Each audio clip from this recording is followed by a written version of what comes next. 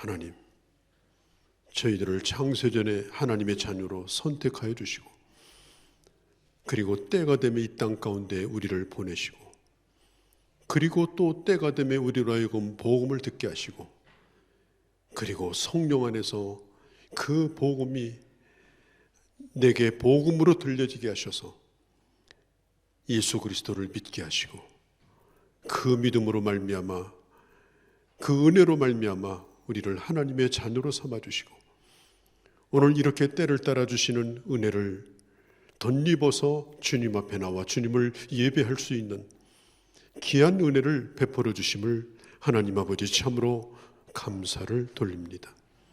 오늘 받은 바 은혜에 감격하며 감사하며 또 응답하는 마음으로 오늘 온전히 드리는 귀한 예배가 되게 하여 주시옵소서.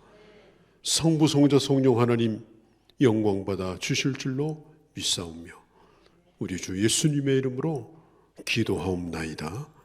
아멘. 저희와 함께 하시는 살아계신 하나님 아버지, 주님의 은혜에 감사 영광 드립니다. 지난 한 주도 저희를 눈동자와 같이 지켜주시고 거룩한 주님의 날을 맞아 주님 전에 나와 예배드리게 하심을 감사드립니다. 사랑의 하나님, 5월은 가정의 달입니다. 가족의 소중함을 되새기며 가족을 주신 하나님께 다시 한번 머리 숙여 감사드립니다. 너를 낳은 아비에게 청종하고 내 늙은 어미를 경히 여기지 말라 하신 하나님, 우리를 헌신으로 키워주신 부모님을 서운하게 하고 아프게 했던 저희 허물을 하나님 앞에 내려놓습니다. 자식의 도리를 제대로 못한 저희를 용서하여 주옵소서. 하나님의 자녀된 우리가 부모 공경에 있어서도 모범을 볼 수 있기를 원합니다.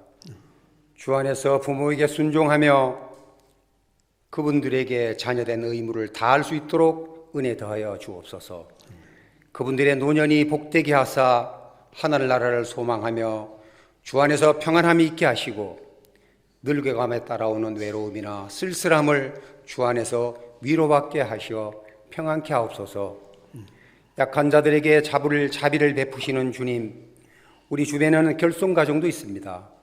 그들의 가정에서 느끼지 못하는 가족 간의 사랑, 부모의 사랑을 하나님 아버지를 통하여 경험하게 하시고 성도 간의 교제를 통하여 따스함을 나눌 수 있도록 은혜를 베푸소서. 홀로 사는 어르신들도 많이 있습니다. 육신의 공고함과 질병으로 고통하며 혼자라는 외로움에 눈물을 흘릴 때 예수님이 친히 찾아가 주셔서 위로해 주시고 십자가의 그늘 안에 있는 하늘의 평안을 내려주소서. 주님, 참으로 나라 안팎으로 힘들고 어려운 시기입니다. 그렇지 않아도 여러 가지로 어려운 이 시기에 코로나19 사태로 인하여 경제적으로 고통스럽고 힘든 삶을 살아가는 사람들이 너무나 많습니다. 소상공 자영업자와 구직을 원하는 청년들의 신음소리를 주님 들어주시고 그들의 기도에 응답하여 주시옵소서. 이 나라를 이끌어가는 대통령을 비롯한 모든 위정자들이 하나님을 두려워하게 하시고 진정 국민을 위해 봉사한다는 마음가짐을 갖고 코로나19로 더 어렵고 힘들어진 이 나라 경제를 살리는데 한마음이 되게 하여 주시옵소서. 사랑의 주님, 이 시간은 주님의 말씀을 듣는 시간입니다. 이 시간 말씀을 전하시는 담임 목사님께 신원의 강건함을 허락하시고 오직 전하시는 말씀만이 이 전을 가득하게 하사 지금 이 시각 주님 앞에 지치고 힘든 몸을 이끌고 나온 모든 성도들에게 주님의 말씀을 통하여 힘을 얻게 하시고 믿음으로 승리하게 하여 주시옵소서. 특별히 선포되는 말씀을 가로막는 악한 영들을 다 물리쳐 주시고 저희로 하여금 듣는 길을 열어주시는 은혜를 허락하시옵소서. 오늘도 찬양으로 영광을 돌리는 찬양대 축복하시고 이른 아침부터 수고하시는 주일학교 선생님들과 이 예배를 위해 보이지 않는 곳에서 묵묵히 봉사하는 손길들에게도 주님께서 세세히 챙겨주시고 이들에게 복의 복을 더하여 주시옵소서. 오늘도 주님께 다 아뢰지 못한 것 주님께서는 다 아실 줄로 믿사오며 거룩하신 우리 주 예수 그리스도의 이름으로 기도드립니다. 아멘. 우리 예수님이 요단강에서 세례를 받으시고 그리고 너는 내 아들이다. 너는 내 기뻐하는 자다. 하늘로부터 들려오는 음성을 세례를 받고 올라오실 때 하늘로부터 들었습니다. 그리고 주님은 곧바로 광야로 가서 40일 동안 금식하면서 기도하십니다. 40일 금식이 끝났을 때 천사가 예수님을 수종을 들게 하고 그리고 곧 회복이 됩니다. 그리고 주님이 어디로 가시는가 하면 곧바로 가버나움으로 가십니다. 가버나움은 갈릴리 바다가 인접해 있는 그런 도시입니다. 주님은 가버나움에 가셔서 갈릴리 바다 주변을 돌면서 주님의 복음을 전하기 시작합니다. 주님이 그 바닷가에서 하신 일 가운데 제일 먼저 하신 일이 뭐냐면은 제자를 부르시는 일이었어요. 제자를 부르시는 일. 복음을 전하기 전에 먼저 제자를 부르셨습니다. 한 번은 베드로가 그의 동료들과 함께 고기를 잡으러 왔습니다. 그런데 계속해서 그물을 밤새도록 던졌지만 대개 이제 저녁에 그물을 쳐두고 한밤중에 그물을 거두든지 새벽에 거두는데 아마 몇 곳에 그물을 쳐놨겠죠. 그런데 아침에 걷어보니까 고기가 한 마리도 잡히지 않았습니다. 그래서 실망이 돼가지고 어깨를 축 늘어뜨리고 그물을 닦고 있는데 그때 예수님이 그 베드로를 찾아오십니다. 그리고 뭐라고 말씀하는가 하면 네가 지금 고기를 잡은 그 배를 내가 조금 사용할 수 있겠느냐 이렇게 물으셔요. 저 남해안에 가면 배 빌려서 낚시질 많이 가잖아요. 제자들하고 낚시를 할까 이런 얘기는 아닙니다. 벌써 이미 예수님의 소문이 많이 났기 때문에 예수님의 말씀을 들으려고 많은 사람들이 바닷가로 몰려왔기 때문에 주님이 그 베드로가 탄 배를 빌려서 타시고 그 바닷가에 배를 대시고 그 바닷가 배 위에서 그 해변에 모여든 사람들에게 하나님의 말씀을 전하기 시작합니다. 그 중에는 베드로도 있었습니다. 베드로는 처음 만나는 분이었지만 자기 배를 빌려 탄 분이고 혹시 뱃삭이라도 주지 않겠나 싶어서 그 자리를 떠나지 않고 그분의 말씀을 열심히 듣기 시작하는데 너무나 특별한 말씀이었어요. 들어보지 못한 말씀이었어요. 그리고 그 말씀을 들으면서 베드로는 자기 자신이 누군가를 깨닫게 됩니다. 내가 죄인이구나. 내가 죄인이구나. 이 사실을 깨닫게 되어지고 그리고 또 한 가지는 도대체 저분의 정체가 뭐냐. 도대체 이런 말씀을 하시는 저분이 뭐냐. 이런 궁금증을 가지고 있을 때 하나님의 말씀을 다 마치고 배에서 내려오면서 우리 주님께서 베드로에게 말을 건네십니다. 깊은 곳에 가서 그물을 던져라. 깊은 곳에 가서 그물을 던져라. 여러분, 해가 지면은 물고기는 깊은 곳에 가서 잠을 잡니다.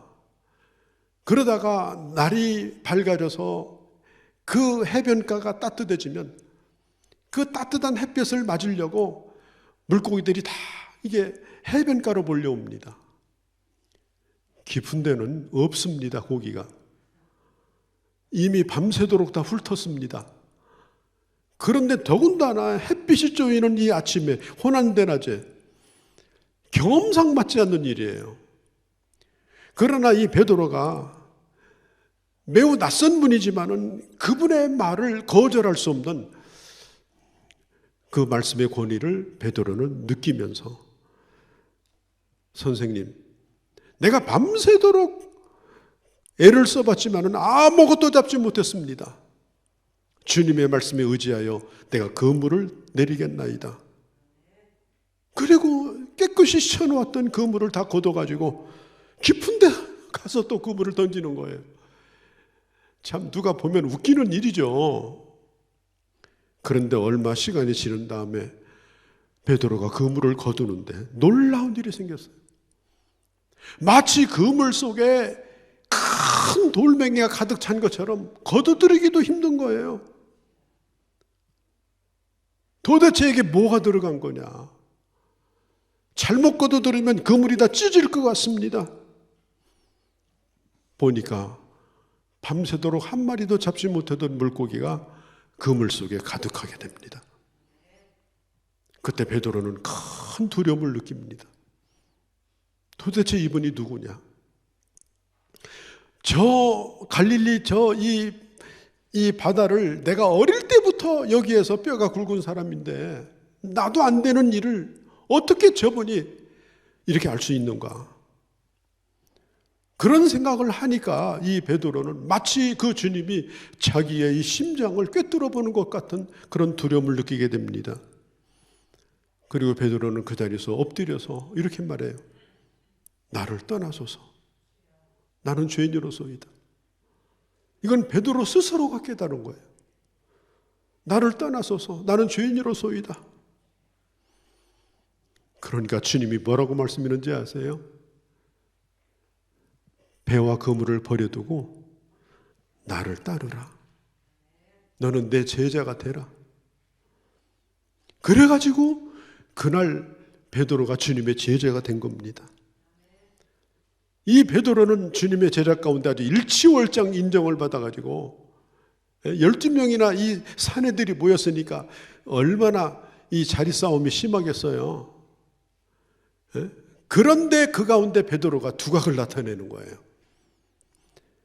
그리고 주님도 이 베드로를 아주 중요한 자리에 꼭 데리고 가셔서 주님 가까운 자리에 앉히고 다 보여주시고 말씀해 주시고 나름대로 주님에게 인정도 받고 또 그러니까 베드로도 자부심을 가지고 내가 주를 위해 충성하겠노라고 다짐하고 또 다짐하면서 그 제자의 길을 걷습니다. 그런데 그렇게 하다가 어느 6월절 날 예루살렘에 들어가시기 전에 6월절 식사를 하는데 주님이 말씀하셔요. 내가 곧 붙들려서 죽게 되었다 그랬어요. 그리고 너희들은 다 나를 떠날 거다. 이 말에 제자들은 대부분 충격을 받아서 부들부들 떨고 있는데 이 베드로는 당당히 나서 가지고 얘기합니다. 제가 주님을 지켜드리겠습니다. 다른 사람은 주님을 떠나도 저는 결코 주님을 떠나지 않습니다. 내 목숨을 걸고 내가 주를 지킬 겁니다. 그러니까 제자들도 동달아 가지고 예, 나도 그렇게 합죠. 이렇게 했습니다. 그때 주님께서 베드로에게 이렇게 말씀해요. 야, 오늘 밤 날 새기 전에 닭이 몇 번 울기 전에 네가 나를 모른다고 3번이나 나를 부인할 거다. 그러니까 이 베드로가 얘기합니다. 주님, 나는 죽을지라도 나는 절대로 주님을 모른다고 하지 않겠습니다. 이 베드로는 그게 진실이에요. 베드로는 거짓말을 하는 분이 아니에요. 얼마든지 주를 위해서 죽을 수도 있을 것 같았어요. 예? 그리고 마지막 6월절 식사를 다 이렇게 마쳤는데 주님이 말씀하신 대로 그날 밤에 붙들리게 됩니다. 그리고 어디로 끌려갔느냐? 그때 당시 가장 강력한 권력을 가지고 있는 사람을 죽이고도 살릴 수 있는 권한이 있는 대제사장의 집으로 예수님이 끌려갑니다. 그런데 말이죠. 그렇게 되는 순간 베드로와 주님 사이는 갑자기 멀어졌어요. 금방 목숨을 걸고 주님을 지키겠나이다. 이러면서 막 칼을 빼고 휘두르던 베드로가 막상 주님이 붙들리니까 그때부터는 거리를 두기 시작해요. 멀찍이 주님을 따라갑니다. 그리고 주님께서 신문을 받을 때 제3자처럼, 구경하는 사람처럼, 상관이 없는 사람처럼 멀찍이서 재판을 받고 있는, 신문을 당하고 있는 주님을 바라보고 있습니다. 그때 어떤 어린아이가 와서 당신이 바로 저 예수와 함께 있었던 자 아니냐 그러니까 처음에 나는 그 당이 아니라고, 난 예수 당이 아니라고. 그러니까 조금 있다가 또 물어봐요. 아무래도 당신 보니까 갈릴리 사람 같다고. 예수님이 갈릴리 사람이거든요. 갈릴리 사람 같다고. 그러니까 막 아니라고 그냥 고개를 휘둘리면서 얘기하는데 그때 갈릴리 오리지널 사투리가 막 튀어나오는 거예요. 딱 걸린 거예요. 딱 걸렸어. 그거 봐. 당신 갈릴리 사람이잖아. 맞지? 이러니까 그때 베드로가 성경에 보면 극구 부인합니다. 어떻게 부인하느냐? 예수님을 저주하면서 예수님을 부인했습니다. 이게 순식간에 일어난 일이에요. 순식간에. 며칠새가 아니라 하룻밤새 이런 일이 일어나고 말았어요. 너무나도 기가 막혀요. 이제 예수님을 떠나긴 떠나야 되는데 떠날 수도 없고, 예수님을 안다고 할 수도 없고, 이런 지경이 돼버렸어요. 하루아침에 이렇게 허물어진 거예요. 그때 성경에 보면은 베드로가 그런 지경에 있을 때 예수님이 베드로를 쳐다보셨다고 나와 있어요. 베드로를 쳐다보셨다. 그 유명한 D.L. 무디 이 목사님이 이 부분에 대해서 이렇게 설명을 했습니다. 예수님이 베드로를 보실 때 그 눈으로 많은 말씀을 하셨을 것이다. 여러분, 말이라고 하는 건 귀로만 하고 입으로만 하는 게 아니잖아요. 이렇게 마스크 쓰고도 다 말이 가능해요. 정말 주님을 사랑하는 마음이 있으면 주님과 교통도 가능하고 성도들끼리 교통도 가능한 거예요. 결코 입에 마스크 쓴 것은 이게 장애가 될 수가 없어요. 주님은 그 베드로를 쳐다보면서 말할 수 없는 입장에 처해 있는 그에게 사랑의 눈으로 그를 쳐다보십니다. 자비로운 눈으로 쳐다보십니다.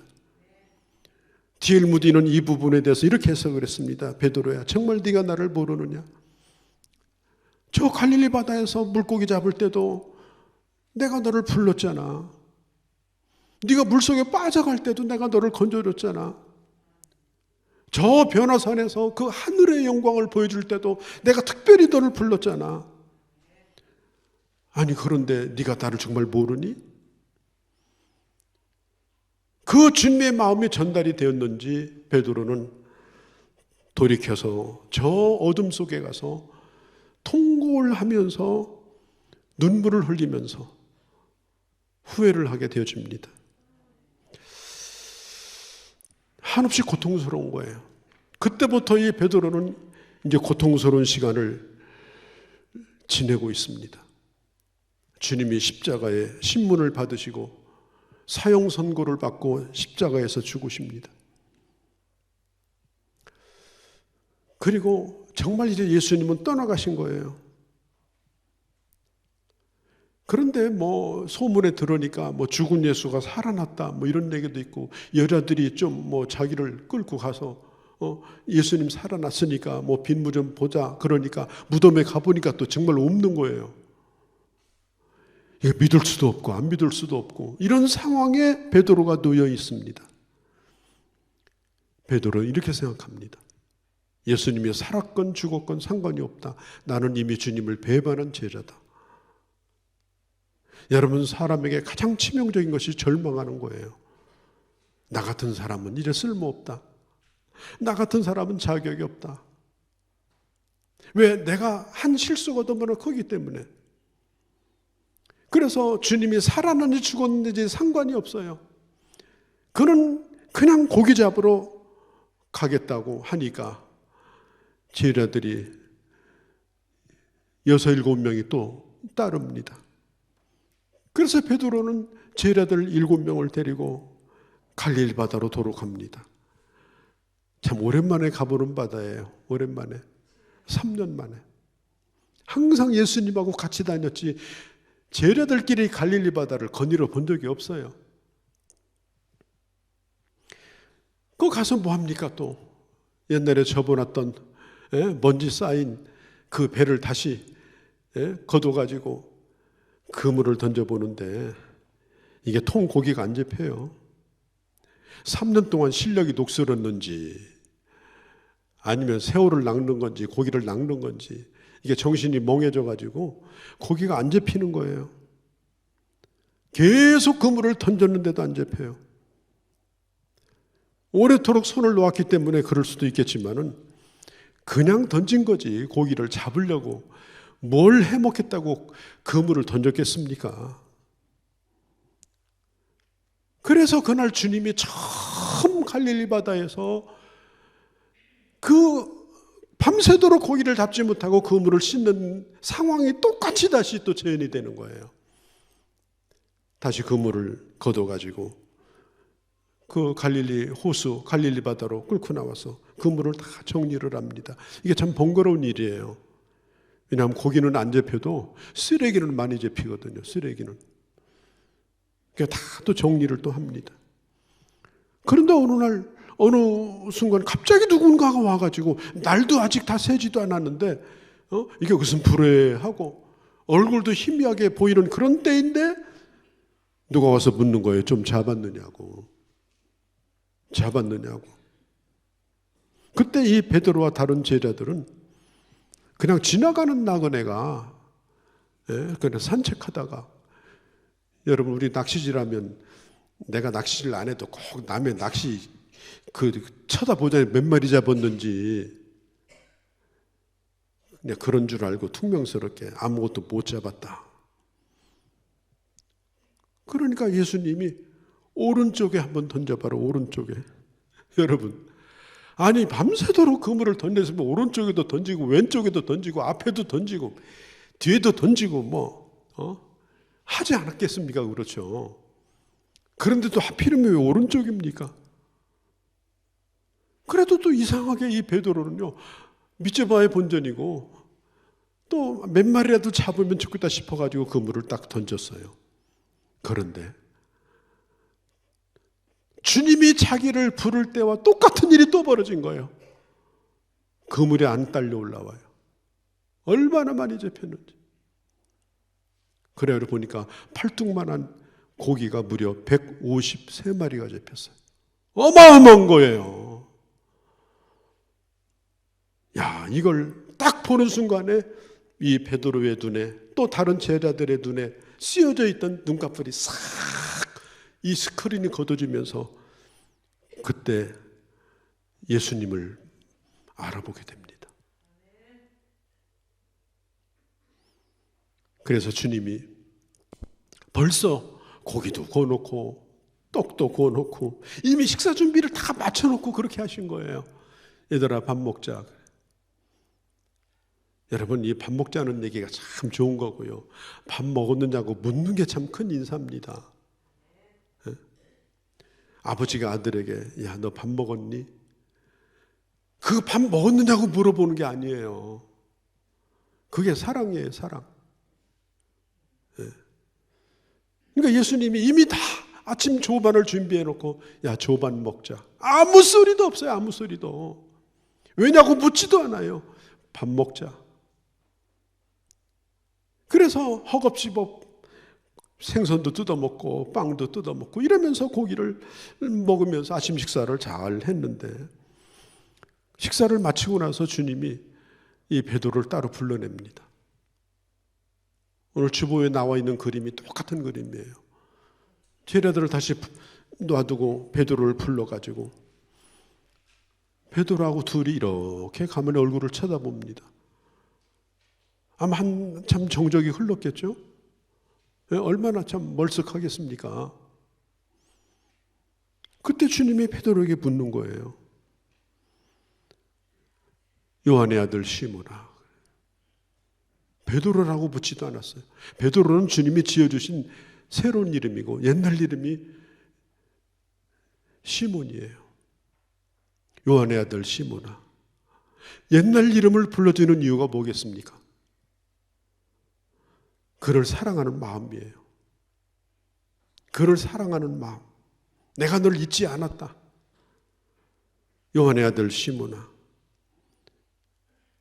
우리 처음으로 돌아가서 다시 한번 생각해 보자. 그런 얘기예요. 이 질문은. 처음으로 돌아가서 다시 생각해 보자. 네가 왜 이 모양이 됐니? 너 내 실망이다. 내가 정말 너 내 앞에서 나를 모른다고 하는데 내가 돌이라도 지어가지고 내가 네 머리에 지어받고 싶었다. 주님은 그런 얘기 안 했어요. 한마디도 안 하셨어요. 한마디도. 여러분 같으면 안 하셨을 것 같아요. 궁금했을 거 아니에요.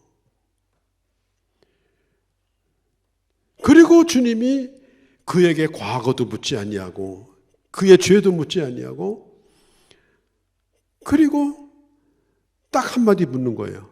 네가 나를 사랑하는가? 네가 나를 사랑하는가? 아가파오메. 네가 나를 사랑하는가? 아가파오메. 이 아가페 사랑은 뭐예요? 하나님의 사랑이에요. 조건 없이 네가 나를 사랑하는가? 여러분, 이 질문이 대단히 중요합니다. 뭐 환경이 어떻다, 요즘 내 뭐 상황이 어떻다, 요즘 뭐 코로나 때문에 내가 예배를 좀 쉬었더니 몸이 좀 굳어진 것 같다. 그런 건 다 부질없는 얘기예요. 사랑하면 되는 겁니다. 아멘. 사랑하면 금방 회복이 돼요. 사랑하면 다시 새 힘을 얻어요. 사랑하면 시간도 아깝질 않아요. 사랑하면 그 사람이 사랑하는 것들을 다 애끼게 돼 있어요. 그 사람이 사랑하는 건 무조건 나도 사랑해요. 그리고 그분의 일이면 그 일도 다 내 거예요. 내가 할 일이에요. 또 사랑하면 집중적으로 하게 돼요. 집중적으로. 그리고 하나도 복잡하지 않아요. 남들은 복잡하다고 말하지만 사랑하면 단순해져요. 에너지가 막 생겨요.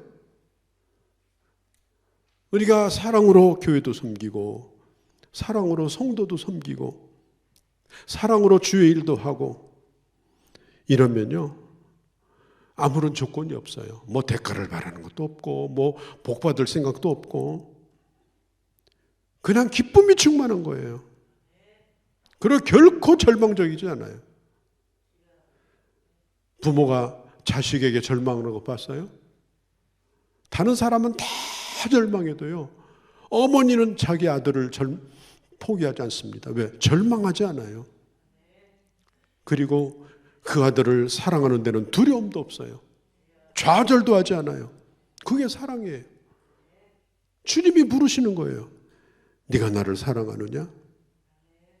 이 사랑만 있으면 된다는 겁니다. 이 사랑만 있으면 얼마든지 끝난 게 아니라는 겁니다.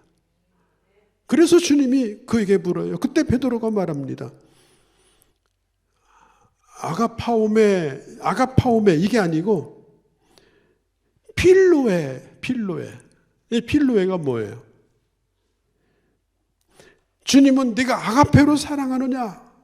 희생적 사랑으로 나를 사랑하느냐? 조건 없이 사랑하느냐? 그러니까 베드로가 말하기를 필로에 이게 무슨 뜻인가 하면은 내가 친구로서 사랑합니다. 주님하고 내 사이는 그냥 프렌드십입니다. 친한 사이입니다. 왜 베드로가 그렇게 대답했어요? 베드로가 겸손해진 거예요. 과거에 뭐 큰 소리 치던 걸 이제는 할 수가 없는 거예요. 그래도 분명한 것은 내가 주님을 사랑한다라고 하는 이 사실만은 분명하게 얘기하는 겁니다. 근데 아마도 이 베드로는 요한복음 15장 말씀을 기억했을까요? 친구를 위해서 목숨을 버리는 사랑이 가장 큰 사랑이다. 아마 베드로는 그 가슴 속에 아가페 사랑은 아니랄지라도 나는 플랜드십, 친구의 사랑으로라도 나는 주님을 사랑할 수 있고 다시금 기회를 주신다면 예전처럼 내가 주님을 따를 수도 있겠습니다. 아마 그런 마음으로 이 베드로가 주님을 고백했지, 거리를 두고 그래 이제 친구 관계 정도로 합시다, 그렇게 하지는 않았다고 저는 생각합니다. 예수님께서 베드로에게 3번씩이나 묻습니다. 그런데 3번째는 뭐라고 묻느냐? 그래, 친구로서 나를 사랑하니? 그렇게 물었어요.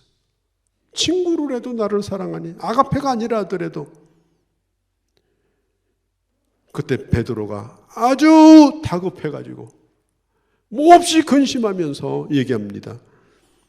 근심하여 이르되 주님이 아시오매. 주님이 내 중심을 아시지 않습니까?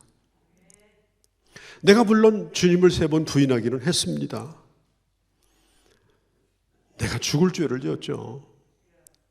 그렇지만 주님, 내가 주님을 사랑합니다.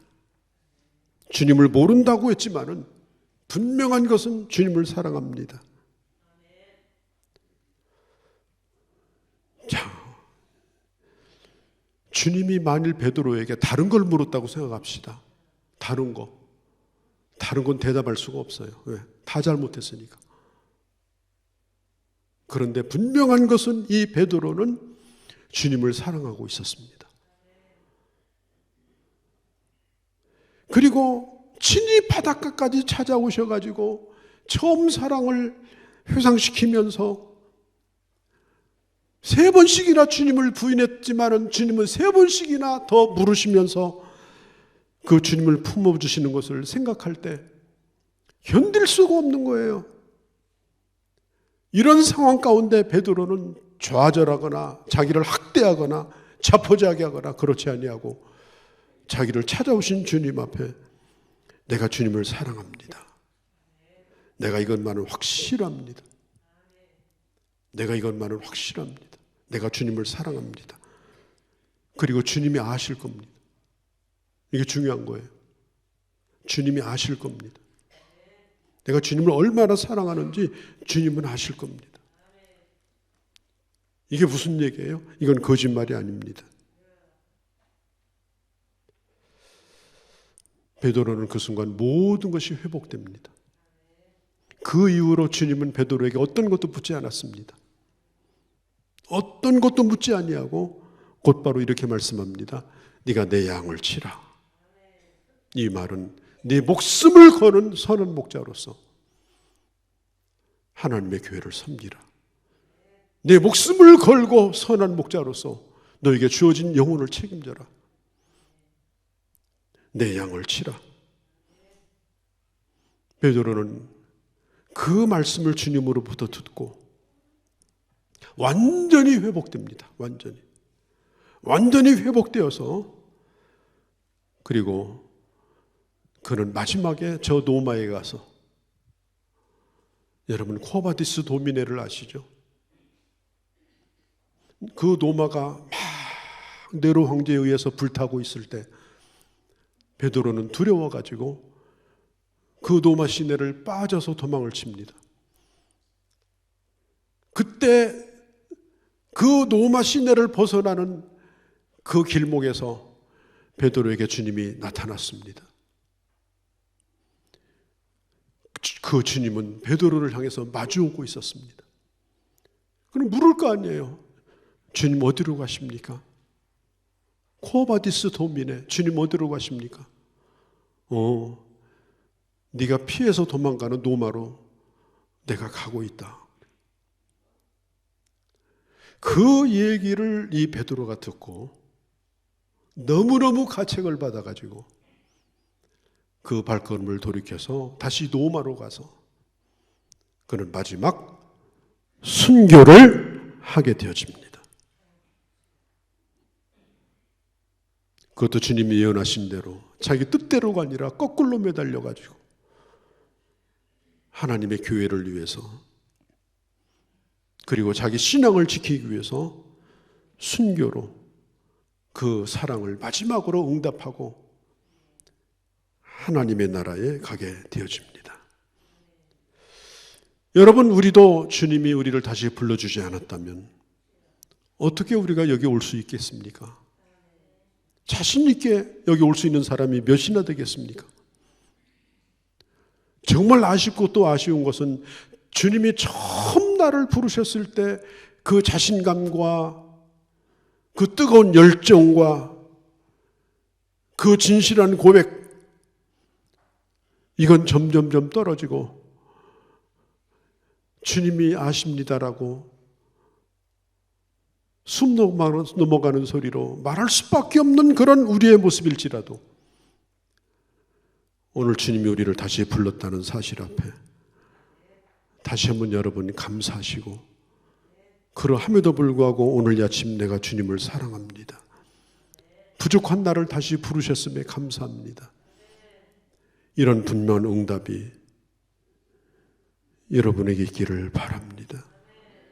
그리고 주님이 내게 힘주시는 대로 내 부족한 걸, 내 실수를 다 알고 부르셨기 때문에 정말 주님이 힘주시는 대로 주님이 은혜 주시면 내게 주신 영혼을 위하여, 하나님이 섬기라고 주신 교회를 위하여 응답하면서 이제 제 남은 생애를 살아가겠습니다. 우리가 주님을 위해서 일할 수 있는 단 한 가지의 조건은 기술이 아닙니다. 경력이 아닙니다. 딱 한 가지입니다. 주님을 사랑하는 마음입니다. 아무런 조건이 없습니다.